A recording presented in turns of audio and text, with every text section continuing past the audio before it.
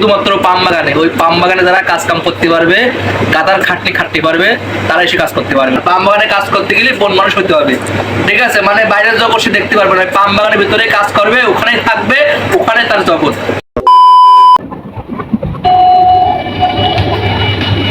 রাজিম ভাই কি অবস্থা? এই তো ভালো। কি অবস্থা আপনার? ভাই ভালো তো আছি। এখন যে অবস্থা শুনতেছি মালয়েশিয়ার, আবার নাকি কলিং খুলে দিছে ভাই। কলিং খোলা দিতে দেয়নি, দেবে মনে হয় 25 সালের দিকে দিয়ে দেবে, বা তার আগে হয়তো দিতে পারে, শুনতেছি এরকম, হয়তো মাসখানেকের মধ্যে কলিং করবে। শুধুমাত্র পাম বাগানে, ওই পাম বাগানে যারা কাজ কাম করতে পারবে, কাদার খাটতে পারবে, তারা এসে কাজ করতে পারবে। ওই সোনাস্তামুর মুখিতে জন্ম নিয়েছে, বাপের হোটেলে খাইছে, মার কোলে ঘুমাইছে, এসব পোলাপান পারবে না। আর পাম বাগানে কাজ করতে গেলে বন মানুষ হতে হবে, ঠিক আছে? মানে বাইরের জগৎ সে দেখতে পারবে না, পাম বাগানের ভিতরে কাজ করবে, ওখানেই থাকবে, ওখানে তার জগৎ। এখন কেউ যদি এই পরিস্থিতি মেনে নিয়ে কাজ করতে পারে, সে আসুক, সমস্যা নাই। সবাইকে তো দেখতেছি ভাই, শুধু লাফাইতেছে। আসবে কলিং খুলে দিলে আসবে পাম বাগানে। আসুক, সবাই আসুক, এসে দেখুক প্রবাস জীবন কি রকম।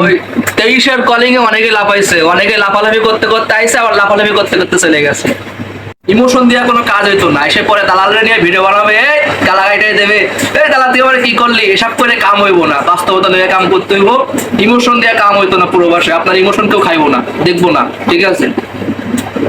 যদি এমন হয় যে আমার মালয়েশিয়ায় পাঠাই দিক, তারপর যে কাজ করা লাগে আমি করুম, যেভাবে টিকে থাকা লাগে আমি থাকুম, যেমন ইনকাম করা লাগে আমি করুম, তাইলে আসো ভাই, সমস্যা নাই। ভাই শুনলেন তো এই তাজিম ভাইয়ের কথা কি বলছে? যদি মালয়েশিয়াতে আসার প্রয়োজনই হয় তাহলে ভালো বিষয় আসেন, এই পাম বাগানে ভাই আসেন না, আসলে অনেক কষ্ট করতে হবে। তাজিম ভাই কি ঠিক বলছি? আসেন, খালি টাকা, এই দেখেন দাঁড়ায় আছেন না, সাদা কি লাল শার্ট পরে এসির ভিতরে, শুধু টাকা দিতেছে, টাকা শুধু টাকা সবাই টাকাটাই দেখে, কষ্টটা কেউ দেখে না। পাম বাগানে গেলে ওই পামের তেল যেমন বেরোবো, আপনার পুঙ্গা দিয়েও তেল বেরোবো ভাই। তো যদি আসেন ভেবে চিন্তে আসবেন, নাহলে পরে কান্না করতে হবে।